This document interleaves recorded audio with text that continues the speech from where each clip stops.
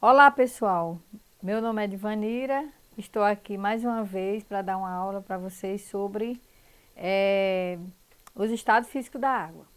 Antes de iniciar essa aula, eu quero esclarecer para vocês e lembrar vocês que a água é muito importante para os seres vivos, para o planeta. Sem a água, nada existiria, porque nosso corpo ele tem 70% de água, o planeta também. Nós sabemos que no planeta Terra, a maior parte é água e não terra. Então, nós temos pouca terra e muita água, em forma de gelo e em forma de líquida. Então, nós vamos ver exatamente a aula sobre isso. Então, antes de falar sobre os estados físicos da água, nós vamos ver a água no planeta. Como é a água no planeta? Nós habitamos no planeta Terra, também conhecido como planeta Água. Essa denominação deve-se ao fato de que cerca de 70% do planeta do planeta terrestre, a superfície dele é coberta de água. Porém, menos de 1% dessa água está disponível para o consumo. E a Terra ela é constituída por água, né, em 3 estados, que a gente vai estudar hoje, que é estado sólido, líquido e gasoso. Mas qual a importância da água para os seres vivos? Nós transpiramos, né? Através do suor, né, a transpiração, e essa água também a gente tem que consumi-la. Como eu já falei, nosso corpo tem 70% de água. Então, a água é essencial para a vida no planeta, é fundamental para a realização de diversas funções no nosso organismo.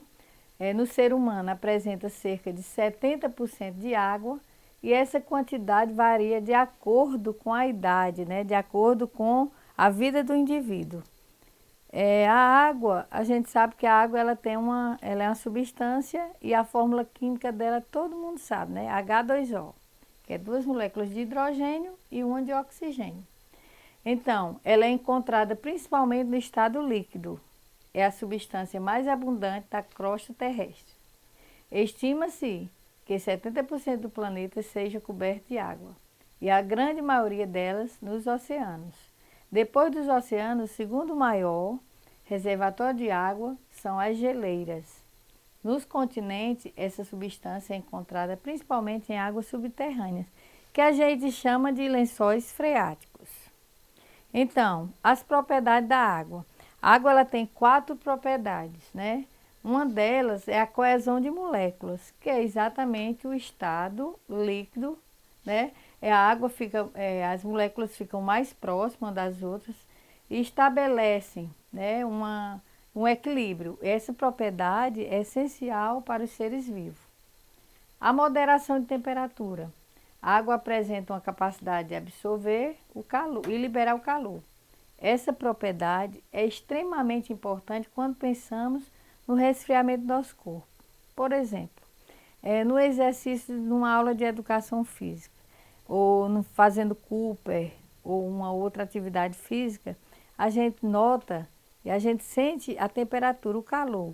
E o que acontece? Quando a gente transpira, esse calor faz com que resfrie nosso corpo e a gente consiga manter aquela temperatura ambiente. Outra parte, outro fator, são a flutuação do gelo sobre a água líquida. Qual é a vantagem? Qual é o objetivo? A água é uma substância que, em seu estado sólido, flutua sobre o estado líquido. Isso se deve ao fato que o gelo é menos denso, quer dizer, é mais leve que a água em forma líquida. Essa propriedade, ela permite, por exemplo, os animais nos lagos congelados ter vida, né? Ficar em cima do gelo. Então, e ela também é um solvente universal. A água é importante solvente, ou seja, capaz de dissolver substâncias. Por exemplo, um copo com água com açúcar. O açúcar ele dissolve rápido. Então, se você não colocar a quantidade a mais, para não ficar saturada, né? Ele é dissolvido automaticamente. Então, essas propriedades, elas são realmente o fator principal na água. E nós temos também como ela é encontrada, né? Como é encontrada a água? Vamos refletir. A água, ela pode ser encontrada nos 3 estados físicos que a gente vai falar: sólido, líquido e gasoso. Cada um desses estados vai desempenhar basicamente 2 fatores: a temperatura e a pressão. Então, depende desses 2 estados para a água ter uma transformação. A temperatura depende do calor, né, do sol. E podemos encontrá-la como água doce, salgada, saloba, onde? Nos rios, lagos, mares, oceanos ou embaixo da terra. Debaixo da terra, que é o chamado lençóis freáticos. Então, como eu falei, a nossa aula é sobre o estado físico da água. Nós temos aí a imagem do estado sólido, uma geleira, né? Do estado líquido, que é a água que nós ingerimos, e o estado gasoso, que pode ser também, no caso a imagem aqui tem o quê? Uma chaleira em estado de ebulição, em forma de vapor, né? Aqueceu e aí subiu aí o vapor. Então esse vapor que é o estado gasoso. E o ar que a gente respira também, né? O ar que a gente respira é um gás oxigênio e é vapor. Aliás, não é vapor, é um oxigênio, é um gás que é encontrado na natureza e que a gente necessita para sobreviver. E o estado dele é gasoso. Então, as características da mudança de estado físico da água. As moléculas de água podem ser revestidas em vários estados físicos, né? Mas nós temos, por exemplo, uma substância sólida. Quando fica sólida, é um processo de resfriamento. Pode ser transformado em gasoso, processo de aquecimento. Por exemplo, a gente sabe que um vulcão em erupção, ele solta larvas, e aí quando essa larva é líquida, pastosa, mas quando esfria, ela se transforma em rocha, em solo, que é exatamente a parte sólida do estado físico, a transformação. Então, a quantidade de energia que uma determinada substância possui é que vai determinar o estado dela. O calor é uma forma de energia, o que sempre passará de um corpo mais quente para o mais frio, até atingir o equilíbrio térmico. A mudança do estado pode ser alterada de acordo com a temperatura quente ou temperatura fria, né?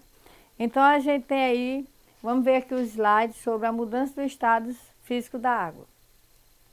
Então, 2 fatores. Um fator principal aí é o aumento de temperatura. Tanto pode aumentar a temperatura como diminuir. Aí nós temos aí o estado sólido, uns blocos de gelo. Então, o estado sólido, toda vida que estiver em estado sólido, a gente pegar na geladeira, vamos supor, o gelo, colocar na mesa e deixar um tempo, ele vai sair do estado sólido para o estado líquido. E essa passagem é chamada de fusão. Quando você tem um copo d'água, né, como está na imagem aí, um copo com água, que ela fica em cima de algum dentro de um recipiente, em cima de algum local, que vai que fica um tempo lá, então em forma de vapor as moléculas sobem, formando o estado gasoso. Como também eu dar outro exemplo aqui, a piscina, né? Uma piscina, a praia, toda vida que quando tem, você pode observar uma piscina cheia, quando passa uns 4 dias que o calor, que o sol está intenso, diminui o nível da piscina. Por quê? Porque ocorreu um processo de vaporização. Do jeito que a gente tem aqui, essa mudança do líquido para o gasoso, nós temos do sólido com aumento de temperatura para o gasoso, que é chamado de sublimação.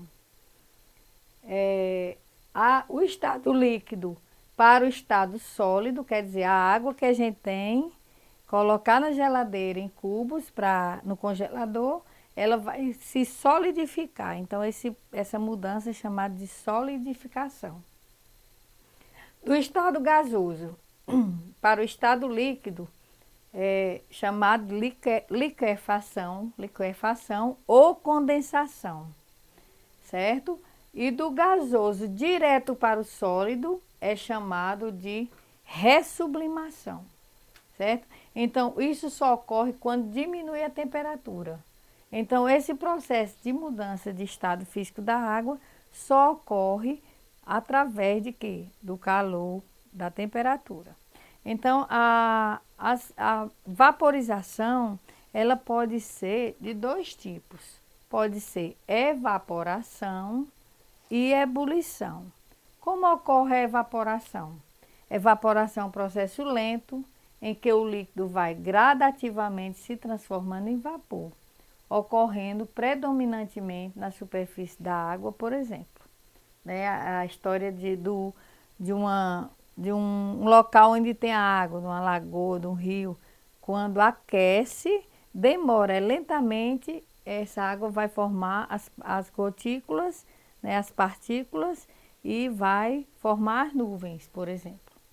Então, a ebulição é quando a água evapora rapidamente. Isso aí vai depender do calor intenso. Por exemplo, uma água fervendo, né? Ela vai ficar em forma mais intensa, vai ser mais rápido ela evaporar. Esse processo é chamado de ebulição. Ao nível do mar, a água em ebulição na temperatura de 100 graus Celsius. Então, gente, nossa aula de hoje foi basicamente sobre a transformação, a mudança da água do estado físico através da temperatura e da pressão da água. Eu espero que vocês tenham aprendido nessa aula e que aproveitem bem essas aulas que a gente está fazendo, né? E que vocês estejam muito bem. Então, até a próxima aula, se Deus quiser.